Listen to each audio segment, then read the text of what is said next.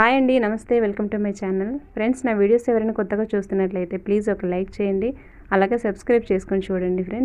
Friends ఈ video ఏంటంటే నిన్న నైట్ మా బాబు బర్త్డే జరిగిందండి.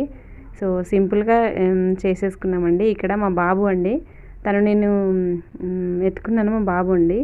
సో ఫ్లవర్స్ పెట్టారేంది బాబుకి అని అనుకోకండి, మా మరదలు రెడీ చేసిందండి. ఏదో తనకు నచ్చినట్టుగా రెడీ చేసిందనమాట.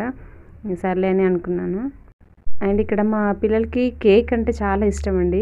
హ్యాపీ బర్త్డే అంటారనమాట. ఇక్కడ మా బాబుని కట్ చేయనివ్వట్లేదండి. వాళ్ళకంటే నేను కట్ చేస్తా అని గొడవ పడుతున్నారనమాట. అందుకని నేను ఫస్ట్ మా బాబుతో కట్ చేయించి వాళ్ళకి ఇచ్చేసాను అనమాట. ఫ్రెండ్స్, అన్నీ బాగుంటే ఇది జరిగేది ఇంకోలా ఉండేదండి, బర్త్డే మా బాబుది. కానీ ఏం చేస్తామండి, పరిస్థితులు బాగోలేక ఇలా జరిగిపోయింది. దీనికంతా కారణం నన్ను చేసుకున్న హస్బెండ్ అండి.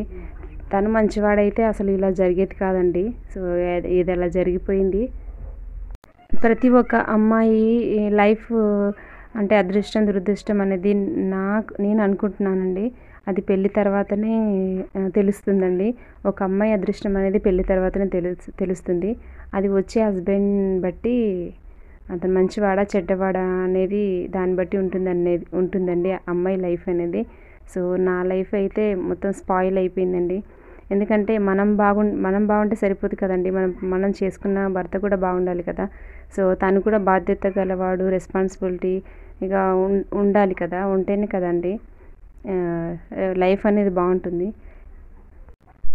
ఇప్పుడు ఏంటంటే ఎంత బాధపడ్డా ఏం చేసినా లాభం లేకుండా అయిపోయిందండి.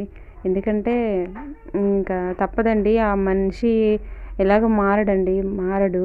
ఇంకా నేను ఇలా ఉండాల్సిందే. ఎన్ని రోజులు ఉంటానో ఎలాగో నాకు అర్థం కావట్లేదండి. ఎందుకంటే నా లైఫ్ లాగా నా పిల్లలది కాకూడదు అనే ఒక ఇంటెన్షన్ అయితే నాకు ఉందండి. అలా చేయను, అలా ఉండకూడదు అని అనుకుంటున్నాను. కానీ ఏమో ముందు ఏం జరుగుతుందో నాకు అర్థం కావట్లేదండి. నా పిల్లలకైతే మంచి ఫ్యూచర్ ఇవ్వాలని అనుకుంటున్నానండి. ప్రతి తల్లి అలాగే అనుకుంటుంది కదా. సో ఒక ఫాదర్ లేడు అన్న ఒక లోటే తప్ప వాళ్ళకి ఏ లోటు లేకుండా అయితే నేను చూసుకోవాలి అనుకుంటున్నాను. నా ఓన్గా ఎవరి మీద ఆధారపడకుండా, అది నా తల్లిదండ్రులే కానీ ఎవరిపైన కూడా ఆధారపడకుండా నేనే స్వయంగా చూసుకోవాలి అనుకుంటున్నాను. అది ఎంత కష్టమైనా పర్వాలేదండి, నేను ఫేస్ చేయగలను. ఎందుకంటే చిన్నప్పటి నుంచి కష్టాల్లో పెరిగానండి నేను. అవన్నీ తెలుసు నాకు. కష్టం తెలుసు, సుఖానికంటే కష్టం విలువే ఎక్కువ తెలుసండి నాకు. సో అందుకని ఆ నిర్ణయం తీసుకున్నానండి. దేవుడి దయ వల్ల నా నిర్ణయం ఓకే చేస్తే బాగుండు. ఓకే అండి, థ్యాంక్ యూ, బాయ్.